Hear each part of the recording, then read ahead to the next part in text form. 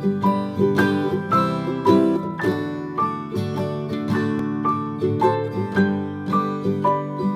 friends, I am Megan. I'm hanging out outside this afternoon with my pupper, and the baby's around the corner. He'll probably be making his way out here soon. But I wanted to share with you all our plans for summer schooling. We don't technically school year-round. If you're interested in the concept of homeschooling year-round, Ashley Williams of Grace and Grit just did a video on her plans to transition to year-round schooling and their reasonings, and it's a really good video if it's something, even if you're not interested, if it just intrigues you. It's a good video to check out. Okay, come sit here. I will link that in the description below. Come sit here. Yeah, fine. Okay, so got my Australian Shepherd helper here. So I wanted to show you what our plans were for summer schooling. Like I said, we don't do school year-round, but I do like to keep the kids busy when we aren't doing tons of stuff that day. We aren't outside a lot. Maybe it's raining, or we just need some downtime, or maybe it's just too ridiculously hot to be outside much. I like to have something to do because my kids just behave better when they've got something constructive in front of them. And I don't like to rely on technology. So every year I get workbooks, something new and different. It's usually just a review of the general goals, milestones, skills, things of that nature for their grade level. And our curriculum, well, most of our subjects we use Abeka for. Other stuff we use Apologia. We also do some independent unit studies, and we kind of in general live like an unschooling, learning through living lifestyle. So we tend to be ahead of grade level in most things, and we do our standardized tests at the end of every school year. But I like to do a workbook in the summertime that is a review of the grade that they just finished, to kind of just present a lot of their grade level information from a different perspective, from a different point of view, a different approach. Because a lot of times our approach that we take through homeschooling is going to be different than the more structured public school classroom approach, especially if it's Common Core. We live in a state that opted out of Common Core from the very beginning. Hello, friend. How are you? Baby's here. And so we don't have Common Core testing to contend with. But, hello. It is something that I want my kids exposed to purely so if they ever have to use it, if we ever have move to a different state and it is a Common Core state, I just don't want it to be totally foreign and something that they struggle with. So, yes, that's right. Yes. I get. So, we've done just whatever workbooks I could find at the Dollar Tree or Walmart or Target or wherever for a few years. But last year, I put a little more investment in it and got the Brain Quest booklets, workbooks from Amazon. And I was really impressed. I really liked how they broke it down, how they had different sections.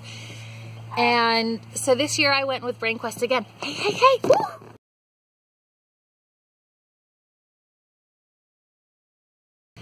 So, I got the Brain Quest workbooks again this year. I got one for each of the 4 big kids, starting with the preschooler. Honestly, this may even be his school book for next year, because he's pretty much gone through the Brightly Beaming Resources Letter of the Week program that we do for preschool, but he just turned 4. So he'll be turning 5 at the end of next year, and I don't feel compelled to move him on to kindergarten. So, this is a pretty substantial book. It has stickers, but of actual work pages, it has 308 pages. That's pretty substantial. So this may be even something that we work from when he feels like doing schoolwork through the next school year. But they break it down into sections like the ABCs, numbers, phonics, vocabulary, shapes and colors, sorting and matching. And we like to, on a day where I want them to sit down and do something, I will put a paper clip, well, at the beginning of the year, I put a paper clip on the start of every single section. And whenever we do take on some schoolwork in the summertime, I just tell them, do a page from every section, or do a page from the red section, or do a page from the purple section. And those are all different skills and different categories. So he really enjoys it, and it's just presenting stuff from a different point of view. Now the preschool doesn't have Common Core because preschool is not Common Core aligned in any state. But once you get to, I'm not sure about kindergarten, I don't remember for my third child's book last year, but the first grade book, right in that bottom corner, you'll see on all the older kids, it says aligns with National Common Core standards. So it's just going to present things a little bit differently that's more aligned with Common Core, which I personally don't like Common Core. I am a former school teacher and current homeschool mom. There's so much I disagree with about Common Core. But if my kids are ever put in a situation where they have to go to school in a state that is aligned with Common Core, I don't want it to be scary, and I don't want it to be something that holds them back. So over the summer, we do some really low stress stuff like this that is Common Core aligned, so that it's not intimidating or scary and they can just see things from a different point of view. Once again, this has the same no, no, no, no, no, no, no, no, no, no, no.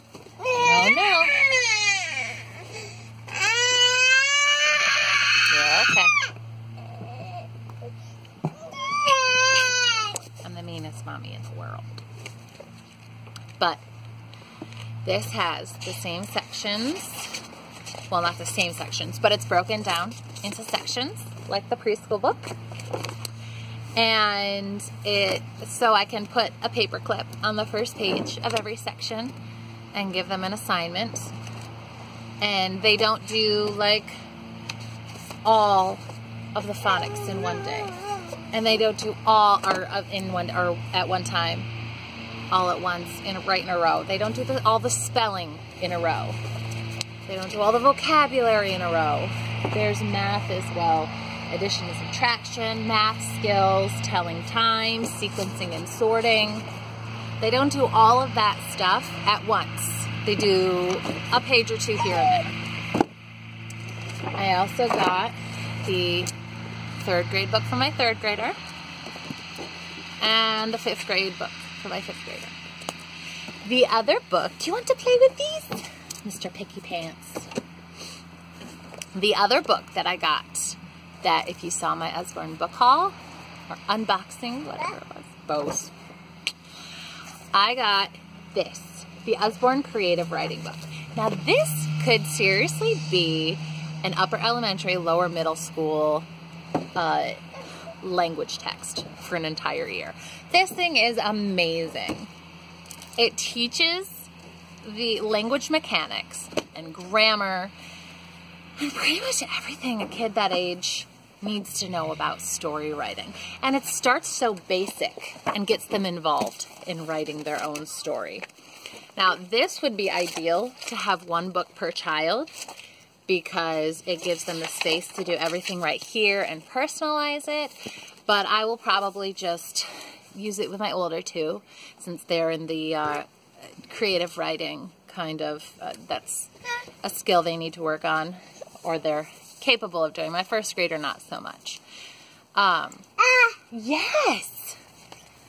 But it starts with, who do you think you are?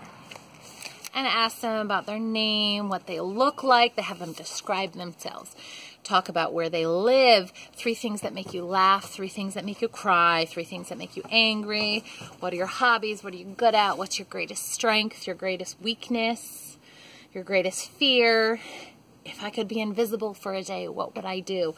And a whole bunch of questions like that. And it doesn't really seem like much as far as creative writing, except for like the imaginative things, until you turn the page and it talks about creating a character. And then it talks about making a profile for a character that you're going to write about and answering most of those questions about the person that's going to be in your story. And it really is so cool. And it goes into bringing your characters to life. And then you make a map of where the character lives or where the story is going to take place. And then it talks about sequencing X because of Y. And all of these things that if you're a homeschooling mom, you see these gaps in your kids' writing. And, oh, careful, Saul. Daredevil, baby. But you see these gaps in your kids' writing, and it's just kind of a developmental thing. You know they're going to grow into it. But this really guides them through every single step. And it talks about the various stages of a story. And it gives them a spot to write a short story for that day. And it reminds them, this plan is not set in stone. You don't have to stick to this. This is just a little short story idea that you can expand on later or not. And it goes into different parts of speech, different parts of grammar, how to properly write dialogue and the grammatical rules there. It talks about writing slogans, points of view, like first person, second person, third person. And it's just, and that's just like the first 10th of the book. There's so much good stuff in here. I highly, highly recommend it. And I'm contemplating using it for maybe 3rd or 4th grade language for my 3rd child who hasn't surpassed that level yet. I think this would be totally useful, and I love how they have it set up. So we are going to work on this, especially because my kids are totally into writing stories. They just could use some sharpening of those skills. They like to make comic books, and it even covers that. It talks about making illustrations, and it has you look at different pictures and pick out things in the picture and notice things. And when kids practice doing that stuff, they can think about how they're going to illustrate their own story more completely. And they just sharpen their skills that way. And it is so neat. I love how this is done. So those are our plans for summer homeschooling.